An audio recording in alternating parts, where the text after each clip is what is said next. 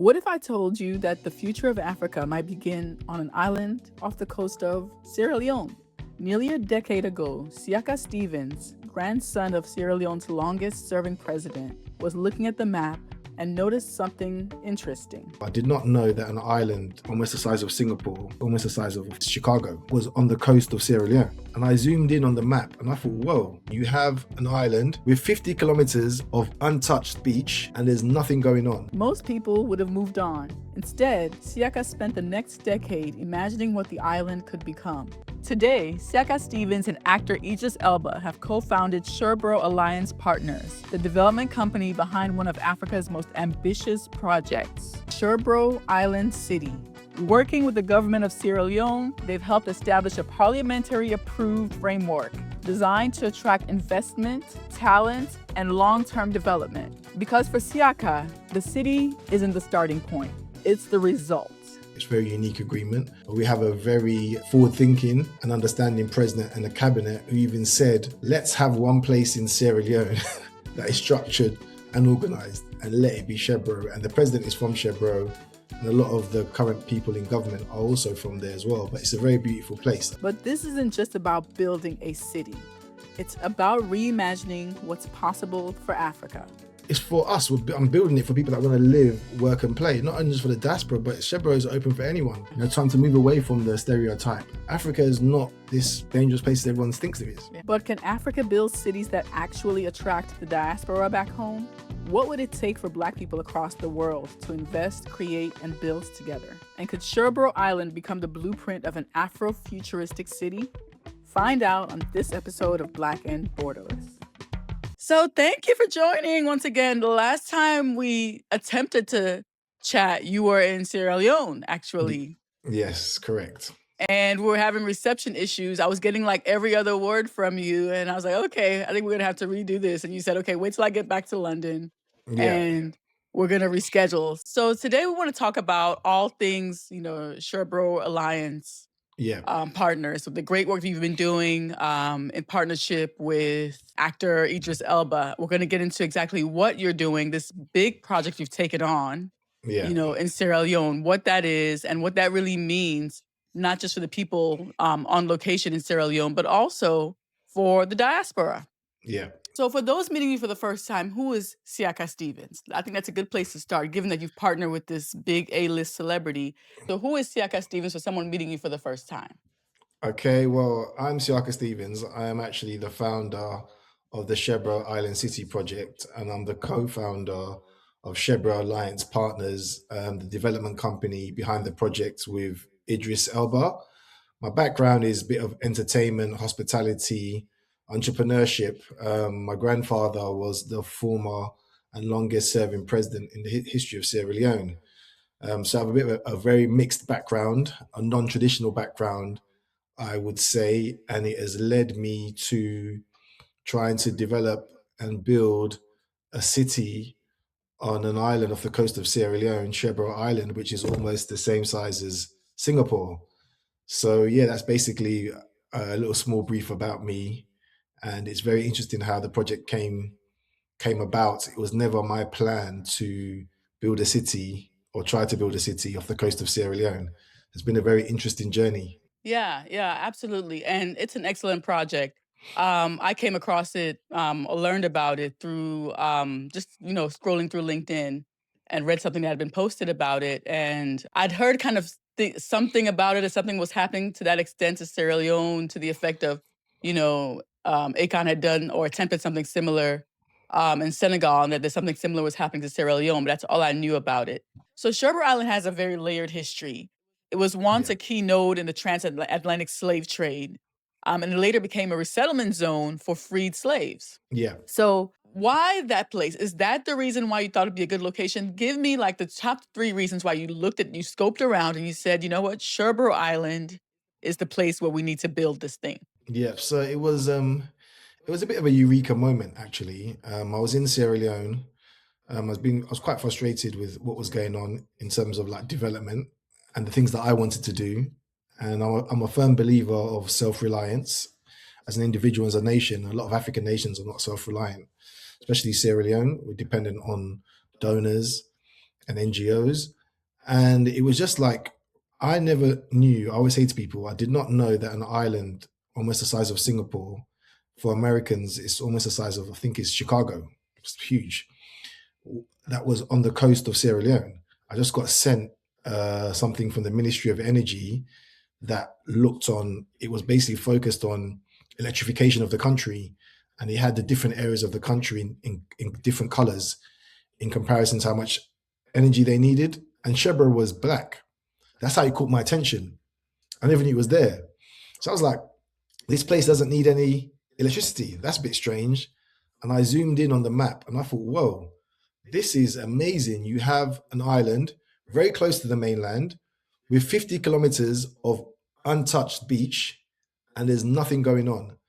And I've traveled for my hospitality and entertainment days. I've been to all the places over the world. And I thought, hold on, if you can create a kind of city on this, attracting the diaspora, looking at entertainment and hospitality, looking at financials, then it's perfect.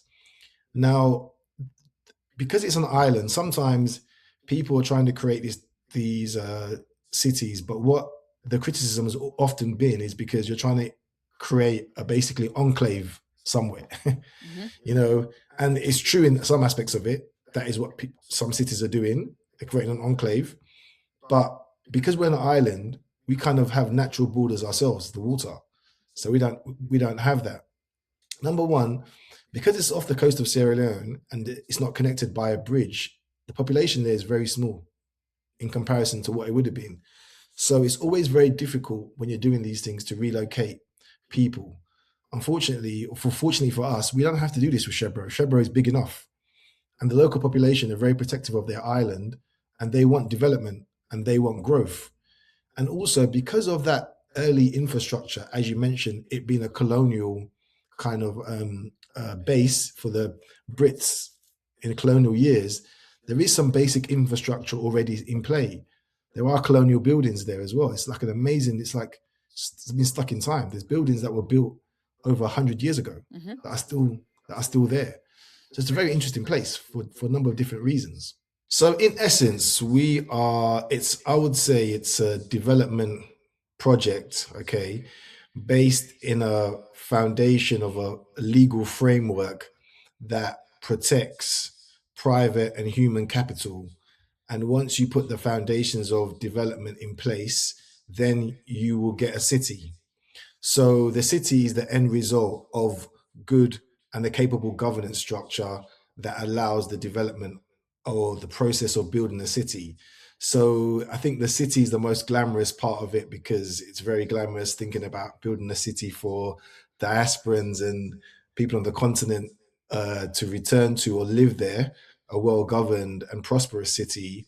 But in essence, it's more of a governance first approach that gives you that outcome. So what does that governance foundation look like? If historically cities have been built around trading ports, and now we want to kind of Yeah, reinvent how we build cities, and Sherbro Island is, an example of that. Give me an yeah. example of how, like, you're building the governance first before, you know, attracting people to So build infrastructure. Hmm. So with anything, if you're building a house, anything you're building, you need a strong foundation, okay? And business, most relationships in life are built on trust. So especially when you want to attract hundreds of millions of dollars, you need a place or system that investors and people can trust. So, and that comes down to a legal framework that is trusted. A lot of reasons why businesses like to do contracts in English common law because it's a well trusted framework that is used across the world. So now what we have done, we know that being a Pan African and living in the continent, we know the challenges and issues that we have had, and you can trace these all the way back to the Berlin Conference, where the continent was divided up and there were no Africans at the table. Okay, so some of these problems are not our making. Yep. But then if you look at development as a whole and how things have moved forward, you look at, for example, we still struggle in Africa. There's still that negative connotation, especially around corruption. And, it's easy for people to say, oh, I don't want to do business in Africa because it's corrupt, or people are corrupt. And there's also a lack of infrastructure on the continent. Now, a lot of these are down to regulatory issues with the framework and the legislation and the ease of doing business. Most African countries do not rate in the top 10 or the high places on the ease in doing business. Yeah. So how do you then focus on these issues? Because if this is what modern day investors want, to deploy capital, how do you focus on these issues to alleviate or to help to reconstruct the misconceptions that they have and to minimize the risks? Because it's all about risk, and that's what you have to minimize. There is enough capital in the world for these types of projects, but the reason why Africa struggles is because the risks unfortunately outweigh the rewards. And a lot of the time it's down to perception, not actually reality. Because I think I saw Moody's or some type of report that said Africa is the place where you have the least default on infrastructure. So a lot of it comes down to perception. And even in terms of tourism, for example, I said to my friend the other day, having this conversation, look, Mexico is known to be dangerous and have cartels. We've all seen that, okay? Yeah. But Mexico is probably one of the most visited countries in the world. Yeah. So it's down to perception. So we as on the continent have to learn to market ourselves. And actually, if you look at West Africa and Sierra Leone particularly, Sierra Leone is the 5th safest country in West Africa. But most people will, compared to when they think about Sierra Leone, think about the civil war, which happened over 30 years ago, and Ebola and all those things. But Sierra Leone is a very safe country. So I think it's down to rebranding and perception. But you also have to create this enabling environment that is attractive to private capital for people and for people that want to actually invest in these projects. And that's what we've looked at first, creating that environment. And it's been done because the government of Sierra Leone have ratified, which is Parliament of Sierra Leone, have actually enacted our agreement into law. So it's a bona fide project where investors will look at that and see that there's protections for their investments. Nothing is guaranteed, but we have done the most as we can as possible to make sure that we've created this enabling environment or this agreement that is attractive for them to invest in. That's pretty remarkable. We're going to go into talking about, how you're targeting the diaspora later on, but I want to talk a little bit more about the infrastructure of this smart city, right?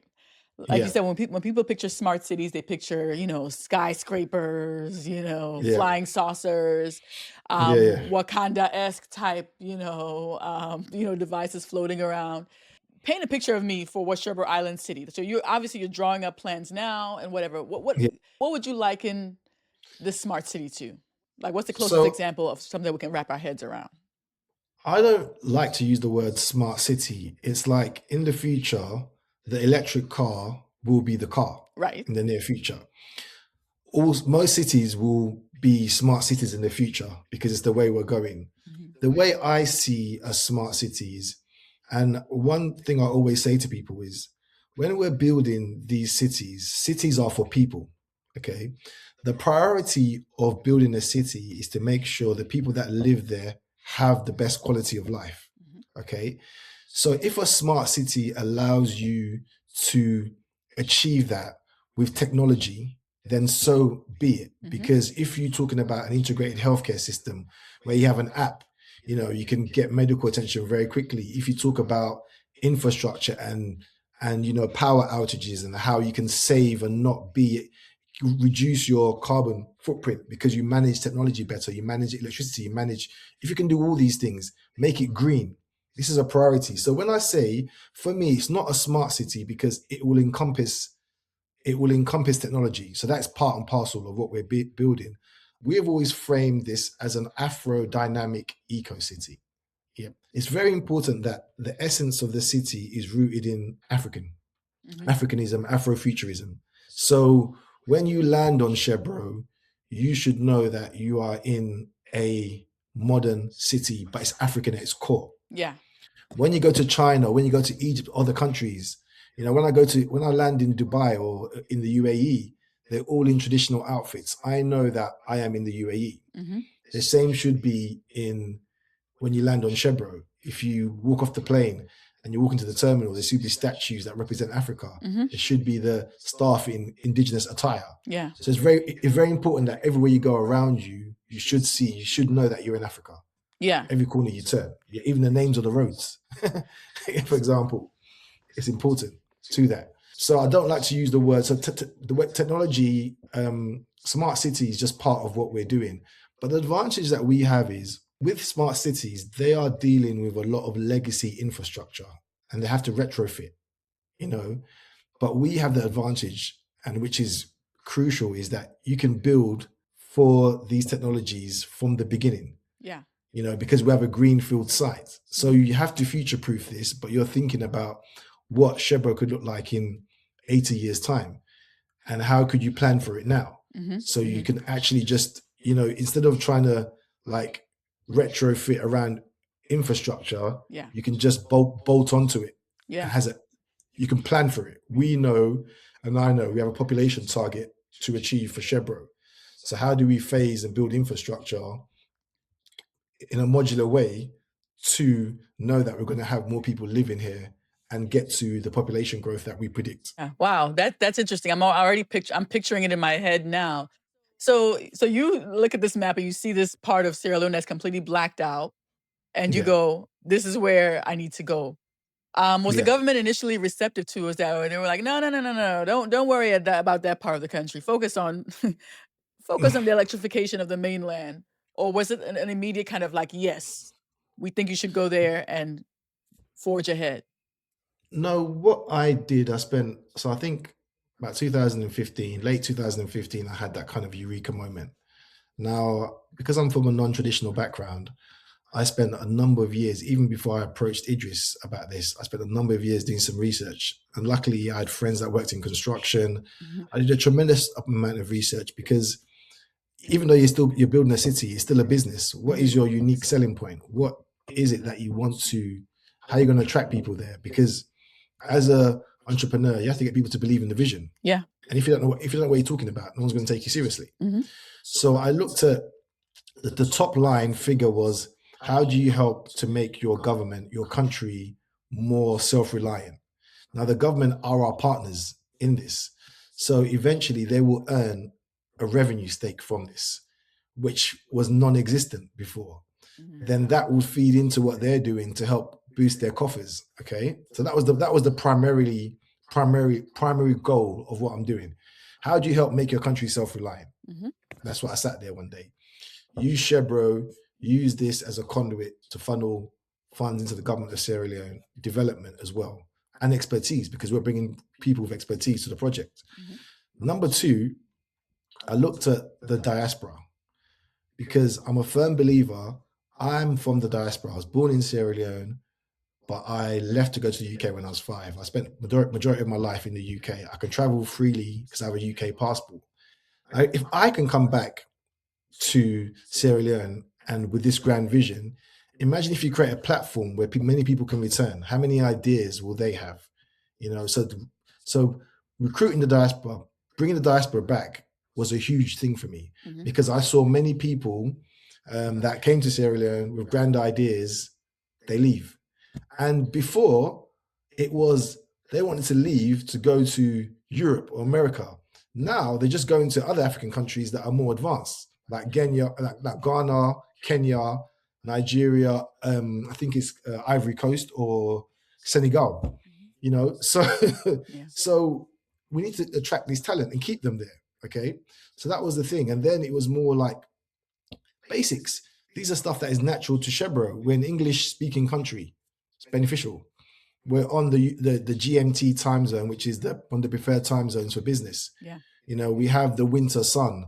So if you're on the east coast of America or in Europe, when it's winter there, Sierra Leone is perfect. Mm-hmm. We don't suffer from extreme weather like hurricanes. It's a good location. Yeah. So all these things conceptualized and made me think, this is what I'm going with. This is the package, and this is what we need for Sherbro Island City.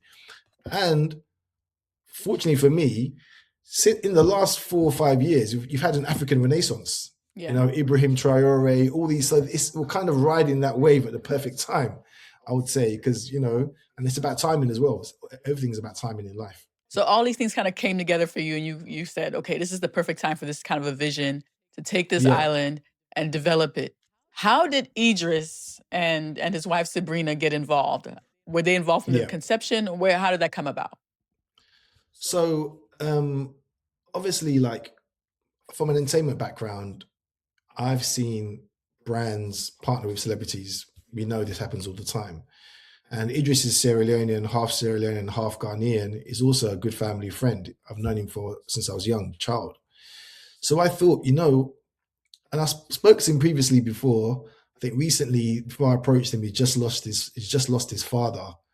And he always promised his father and grandfather that he would do something great for Sierra Leone. And he'd never been until 2019. So, I thought, let me just try. I didn't think that he would. I had the possibility that he might say no, but I'd have carried on anyway. But I thought, let me try and approach him and say, Idris, look, I've got this idea.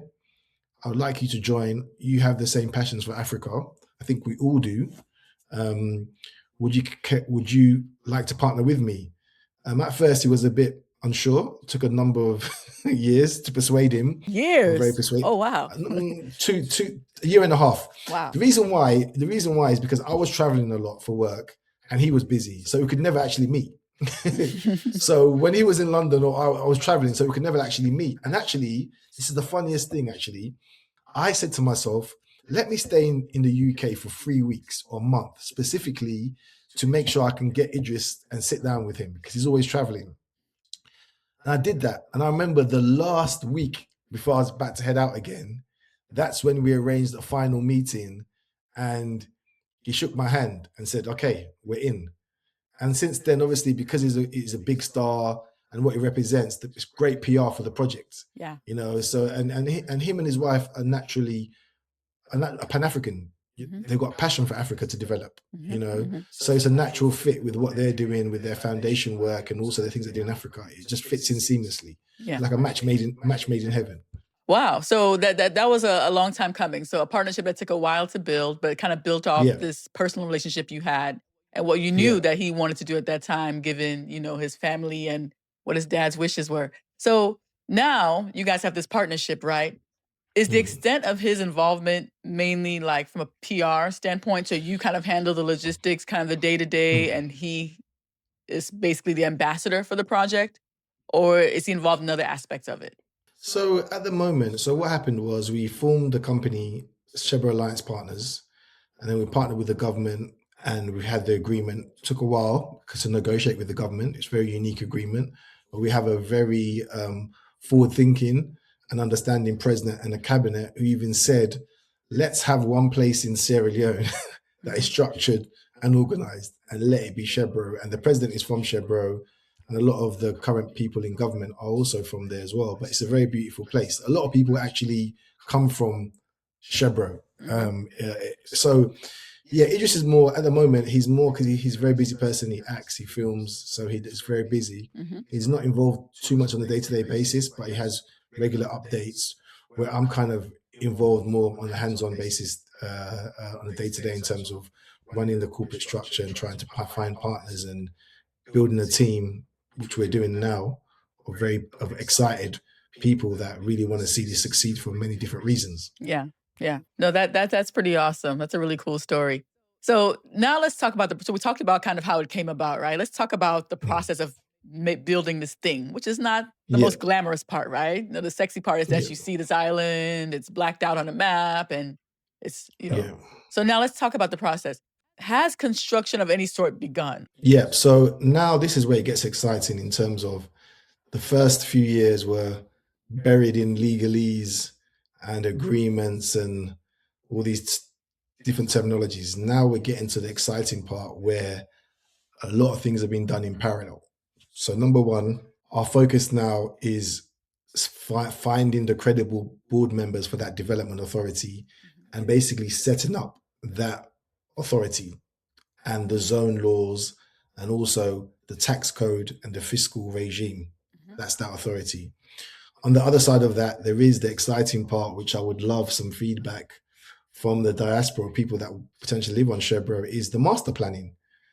How are you going to master plan? What areas are you going to designate for manufacturing, hospitality, the beach? Obviously, you can imagine, like, we have a coastline like Miami Beach. You can imagine the hospitality there.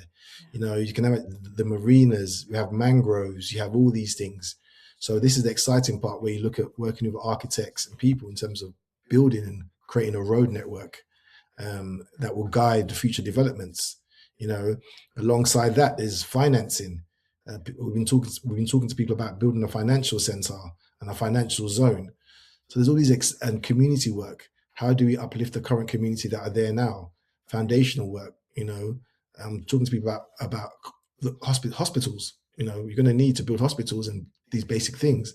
So there's a lot of things that are moving in parallel, but it's exciting. Yeah. We just have to sequence these things with a good project manager so everything works in tandem. And I'm very confident we can do that. And because I said to you, because we have a greenfield site, we can actually build very quickly and continuously. Yeah. You know, so it's not as far-fetched as people think. I'm watching videos online where Chinese companies are building residential buildings in like 2 days. You know, they built a whole, you know, so in terms of infrastructure development, it's changed. It's not as far-fetched as people think it is. You can have if someone gave us $1 million, $2 billion, or half or 500 million, you can have a different Sherbro in 4 years minimum. So these things are not as far-fetched as everyone thinks it is, like a 20-year project. It's not. Yeah. I myself, I'm just waiting for the landing strip to be refurbished. And as soon as I can leave very quickly from Sherbro, because I would need to, I'm going to be building my residential accommodation and staying there. Wow. Very soon. No, that's pretty awesome. And this is within the next 3 years. I'm telling you this. Yeah, no, I mean, some would say that is really ambitious, right? Because we do think of cities being built up in, you know, a span of 2 decades or whatever. So your goal is like 4 years maximum. Yeah, but you're thinking about a city. Look, I'll be old and grey, probably in my grave, and Sherbro will still be growing. You know, that is the kind of long term. The city will always keep on developing. I'm in London. How old is London? They're still building everywhere in London. You know, so the development will always continue. But to get that core nucleus of people or that core infrastructure in place doesn't take as long as people think. And also, I think for us, me being from the entertainment business as well as Idris, we're looking at kind of events, festivals, hospitality spaces as well very quickly. So if people can't live there, you can come and spend time there. Yeah. You can come and enjoy it for now, and then you can plan your there in the future in terms of like real estate and investing. So that's something very important to us. So what has been the most challenge of all these things that you have to do to, you know, get this project going? What has been the most challenging thing so far? It's been the negotiations with government. That has been challenging. Although they haven't been difficult in terms of working with the government, it's just to understand, because we're still in a country, one of the poorest countries in the world. Okay. So how do you basically legislate or put the framework in place to basically build a modern city? And because of its autonomy as well, African governments tend to be very centralized in their control. This is a lot of decentralization, you know? Yeah. So I think that was a challenge. But then, like I said to you, I've been working on this, people say, for 10 years of my life, you know, and people always say, for me, it's not about financial gain. Yeah. Business, my cousin always said to me, my mentor always said to me, like, don't let money be your motivation, let it be your expectation. Yeah. So I know whatever I do, I'll benefit from it. But there's more. Sometimes in life, everyone has a purpose, a goal, you know. And if when this project gets off the ground, because it's going to happen, the amount of change it will have, not just for Sierra Leone, for the region, is you can't put that into anything. It's huge for West Africa. Yeah. So that is so the challenge has been, I've been persevering with government, lobbying government, being there, not going away, showing that we can get this thing and it's transformational. So once that has done, and we have a very good working relationship with the government of Sierra Leone, now we're on the same page in terms of understanding what we can do with Sherbro. I think the next part is just kind of talking to the diaspora, potential partners, potential investors. And once you get that small spark, it will take over. There's not one person. Look, we spend time speaking to some of the best lawyers in the world. Yeah. They are so like blown away by what we've managed to negotiate in terms of making it an investable document. That's on one side of it. That speaks to capital, speaks to investors. Hmm. The other side speaks to people like yourself and myself who want to live on Sherbro. We Yeah. want our future to be in West Africa, but the challenges we face now are a bit difficult in what I can manage in Sierra Leone, but a lot of African countries is challenging sometimes. Yeah. We're getting better. We will get there. Yeah. But if we can expedite this with Sherbro, then so be it. Yeah. And if other places can take a bit of what we're doing or our understanding to expedite their growth, then that's what we're trying to do with this project. Yeah. Yeah. That's pretty awesome. So now on a positive, so that's, you talked about the most challenging thing you face right now. What's the most like surprisingly most exciting part about this that you didn't even see coming when you took on this Sherbro Island project? Sustainability. So for me, it was like, I want to build a city, I want to create jobs, and I want to eradicate poverty. Okay.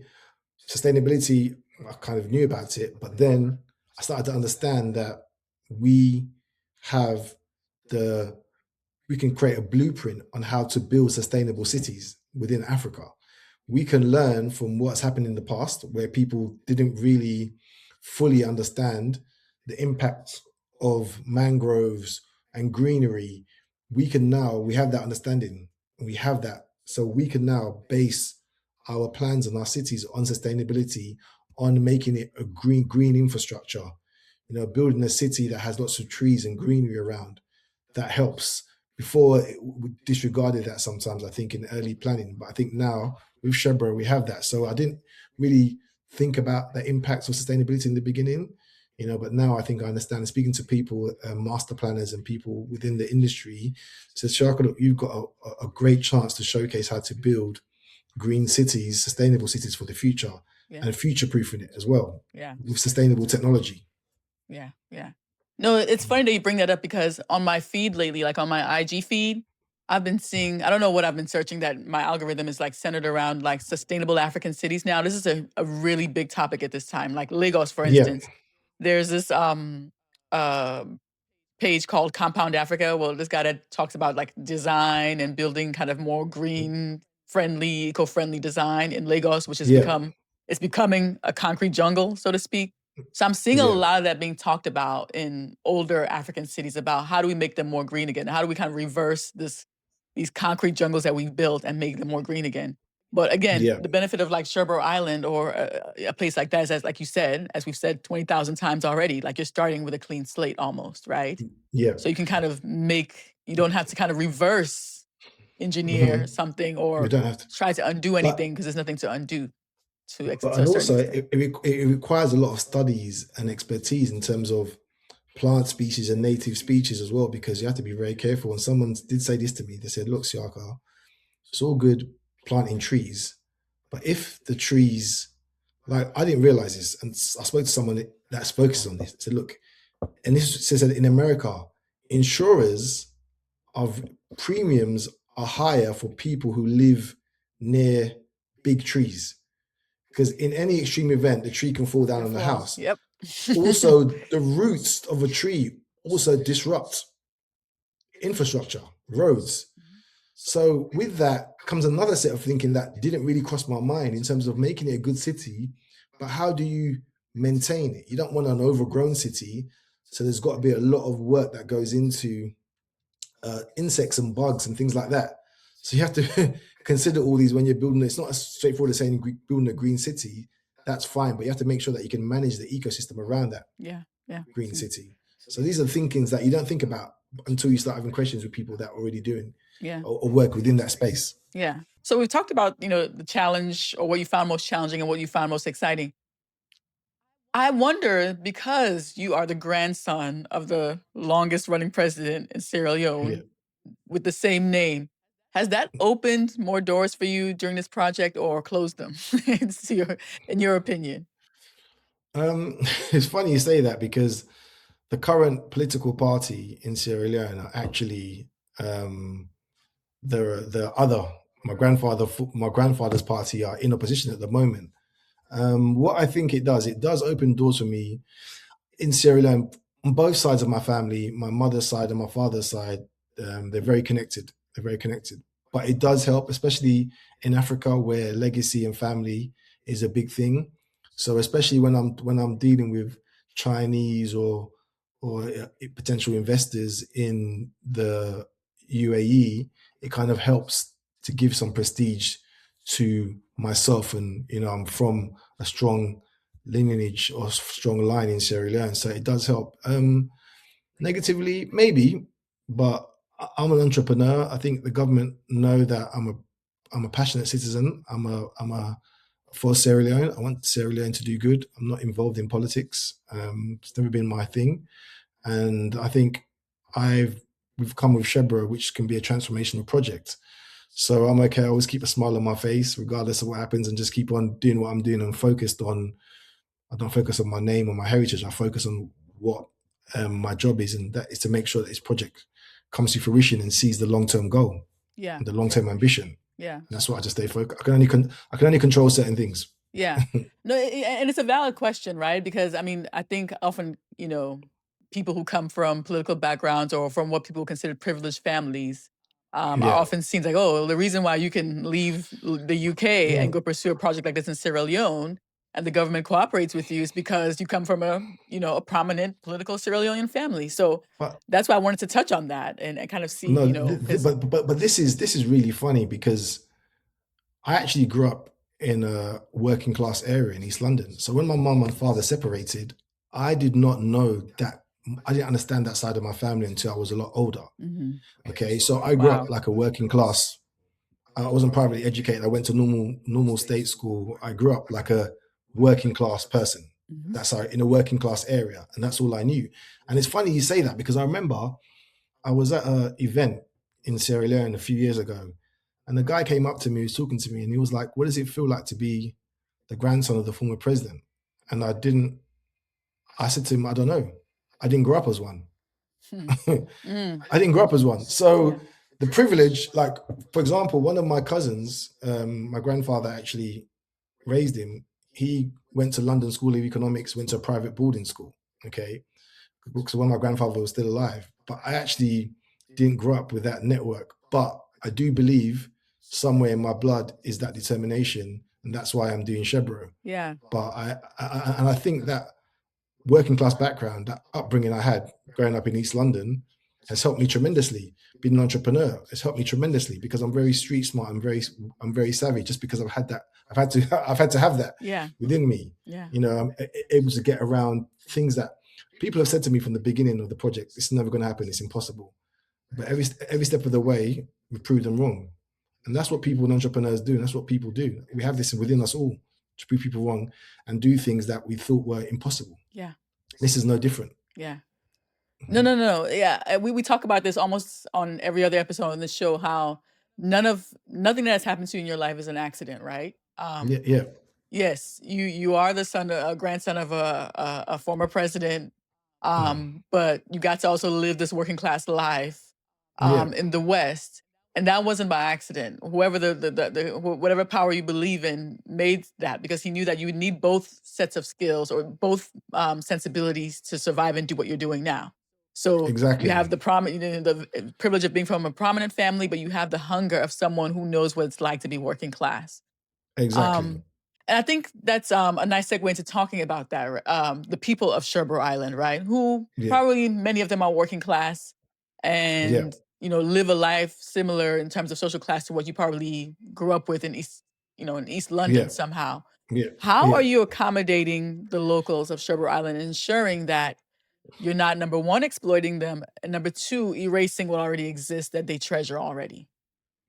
So this is really interesting, and I always say this. I remember when we first approached the government and the president about this project, and the way our laws work in Sierra Leone, our land tenure laws, the president said to us, speak to the people. If the people want this, then that's fine. Because the government only grants us the special rights and the special economic zone rights, the taxation, the autonomy. But it's the people.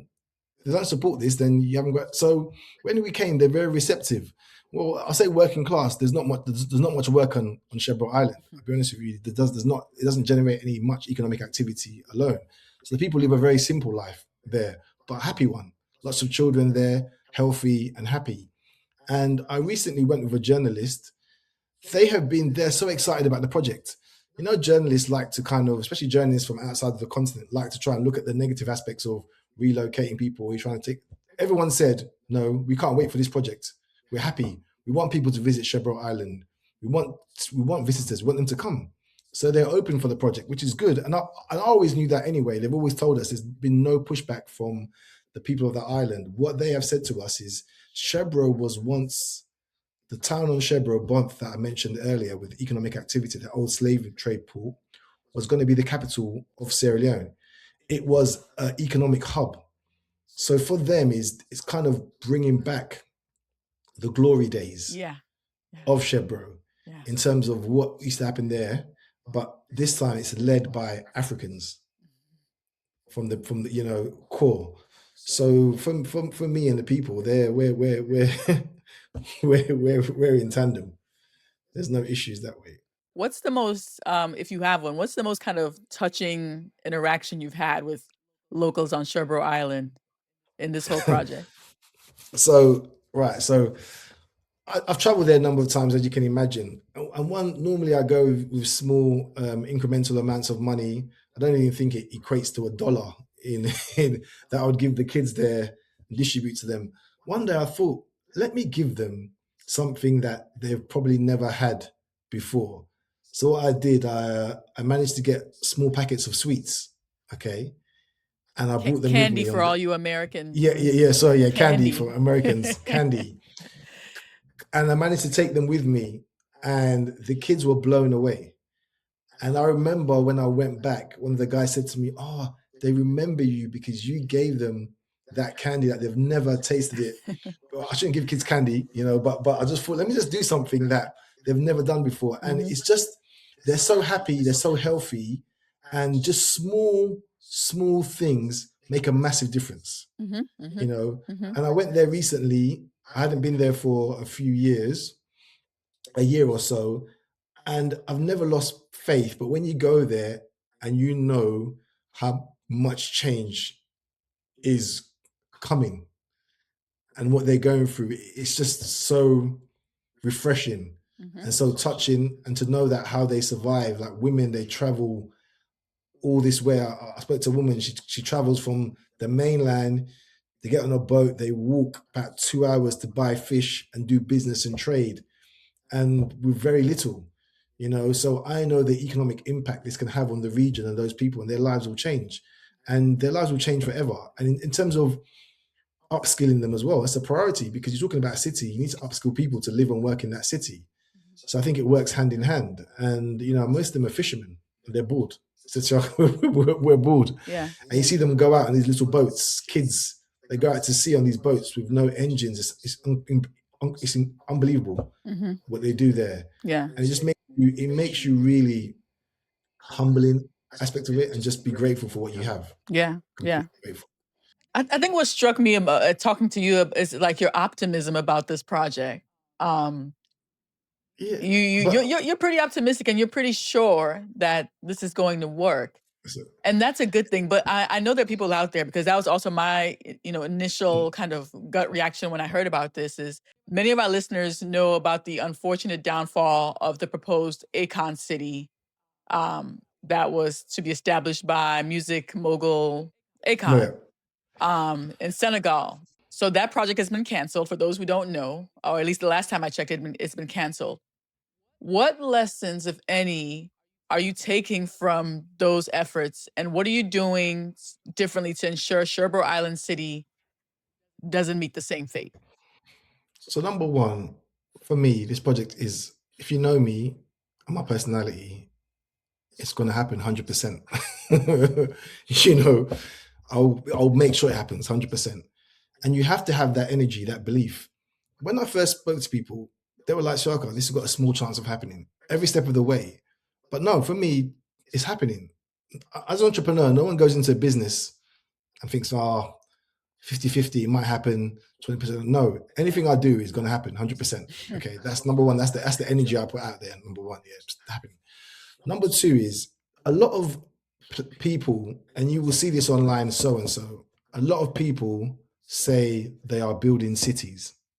Now, what they are doing is basically what I would call glamorized real estate projects that have accommodation, have housing, have apartments, and may have a mall or something attached to it that and a park that make you think they're building a city. But in essence, it's not. It's just a real estate play. Yep. And that's what a lot of people are doing. They're just real estate plays and they're calling them cities. Yeah. Sherbro is not that. It's anchored in a parliamentary act legislation that is focused on governance as the foundational element. The city is an outcome of good governance. We have created a legally binding sovereign framework to allow the capital that is needed to create this, to build this enabling environment that will eventually turn into a city over time. That is the major difference. It's a governance first approach based on creating the foundations of replicating the legal foundations that have made all the cities that we see today successful. We have entrenched them in our zone from the beginning. Yeah. And that's the difference. No, and that's what we've been talking about throughout, right? Setting that governance foundation before going into putting up real estate, which is, as you said, many smart cities have become just about the real estate, and people forget about the governance part. So now let's make this a bit more practical, right? So we have listeners all over the diaspora, who are watching this and think, oh, wow, what Siaka is talking about, I'm interested in, but kind of where do I begin? So let's say you're taking me, for instance, Kate, right? I'm in Houston, here in the US. Let's say I have $10,000 right now. And I say, okay, Siaka is going to have, basically, let's say this city is going to launch in 4 years, right? That's kind of your ambition. What can I do with $10,000 on Sherbro Island? What can I invest in? What can I build? So this is something interesting, because recently people are in my DMs saying, look, Siaka, I love this idea. I see myself living in Sherbro. I want to invest in Sherbro. I'm like, well, okay, at the moment, so we're creating a platform, and I was actually invited to speak at a Diaspora investment forum the other day about how do we mobilize diaspora capital to invest in projects like this. So we have to, because obviously this is a project that's going to probably billions over time. Not asking, not one single person, only a few people in the world are billionaires, but how can you, if you get 100,000 people to invest $10,000, that's a lot of money to help to move this along.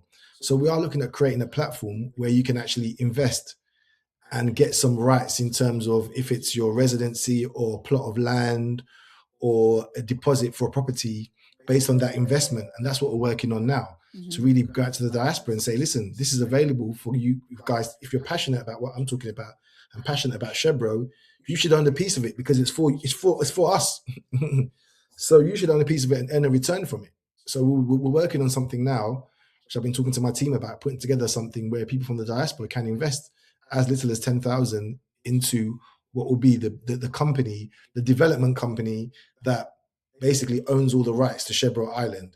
So if you think about investing in the founder of Singapore or the Dubai government all those years ago, you will be the equivalent of investing in us, and that's the rights that we have on our company side. Yeah. So, that's what we're working on now. Yeah. And be patient. We're working on something hopefully soon to get something out there to everyone. Awesome. I'm excited about that. I hope you come back and talk about that, or let us know when that's up. So that's great. Are you taking feedback from the diaspora right now? So you have this platform that you're going to set up to possibly, facilitate investment and all of that. Yeah. What about, do you have a feedback pipeline that you're taking feedback from people in the diaspora right now? So that will be built in, especially when we're doing the master planning and organizing the city and what people want to see. Because I think it's very arrogant for me to say I know what Sherbro is going to look like in 20 years. No, we're just building the platform for people to carry out their dreams or have their ambitions. Say, look, I would love to see this. So we want to do a feedback. This is our master plan. What do you think of this? And people to come back to us. And the way I describe this is we have created, if you look at an iPhone, for example, our company, SAP, is the iPhone. The development authority, that private sector-led government that I told you about, that is the iOS system that protects the integrity of the iPhone. Every person has different apps on their phone. So these are your personal apps. We're just creating the ecosystem. So if you say, look, I'm in tech, I would love to do something on Sherbro Island. We have created the enabling environment for you to do that and set up businesses. if you're in music, we're creating that enabling environment. So each app is there for you to upload or install on Sherbro Island. Yeah. And we will create that backbone, that confidence to know that the governance system behind it and the framework protects whatever you're doing. Yeah. Both your money and yourself. And that's basically what we're doing. Yeah. Yeah. And so all of our viewers and listeners out there, you've heard how Siaka is saying that. So this is an interactive kind of process, right? It's not one where things are built, there's, buildings put up and then you just come, buy things. It's kind of like a conversation you're having with the diaspora, essentially. You're creating the framework for people to come build things and invest. So it feels like they have some sort of ownership over it, They should do, because it's for us. I'm building it for people that want to live, work, and play. Not only just for the diaspora, but Sherbro is open for anyone part of the world to see a different side of Africa. Yeah, yeah. Trying to move away from the stereotype, and with social media as well, I think people are realizing that look, Africa is not this dangerous place that everyone thinks it is. Yeah. It's a credible tourist destination. It's got culture, it's got everything that you need. The people are friendly. So, but for Sherbro, if you want to live there, you should have an input in designing, if you can, where you want to live and what goes around, what you like to see. Yeah. Because everyone's experiences, you take the best parts of the world that you've been to or seen, let's feed them into the model and see how we can make Sherbro one of the most attractive places to visit, live in the world. Yeah, yeah, yeah. That's the plan. No, this has been great. I think before we go out, I just kind of want us to look to the future a little bit, and kind of think about the impact of Sherbro Island City, some years from now. So I'm going to give you a few statements and you fill in the blank for these. Yeah, okay. Okay. In 20 years, Sherbro Island City will be the what of Africa?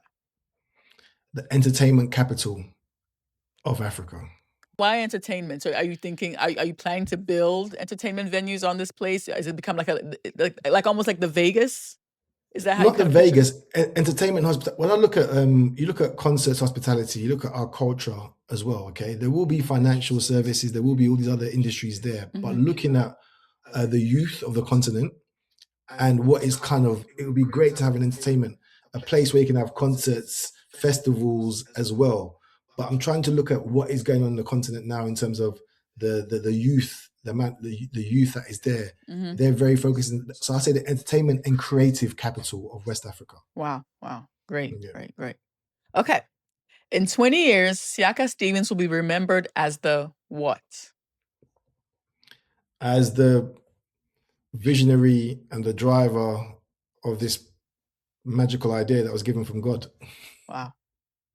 Pretty profound. And then lastly, in 20 years, Sierra Leone will be the what of Africa? The beacon of hope, to show that even though it's a very small country with a small population, projects like this can have dramatic change and showcase that how one of the poorest countries in the world can actually transform its economy with the help of Sherbro. Because the reverberation of the project, the kind of finance will trickle down throughout the economy and help. And they might have other zones within the country as well. You never know. Just to say, if you look at China, for example, China copied Hong Kong and they created Shenzhen. And now they've got all these different zones all over the country and bustling cities and industries. Yeah. So wow, I think that's a great place to end. I think you have some really ambitious goals, but what I love about what I've learned from this conversation with you, Siaka, is that you're extremely confident that you will achieve them. Actually, you don't even seem like, you're not even entertaining the possibility of this not happening. So I know with that mindset, you're really going to go far and get these things done, and Sierra Leone will be better off for it. So thank you so much for joining us in Black and Borderless. This has been awesome. Thank you. Not just Sierra Leone, West Africa in general. Yes, West Africa in general, and that's I think even an even more ambitious goal, right? Something that will kind of spread and have this kind of domino effect across West Africa, for sure. And the continent. And the continent. Thank you very much. Thank you so much for your time. Thank you very much for having me.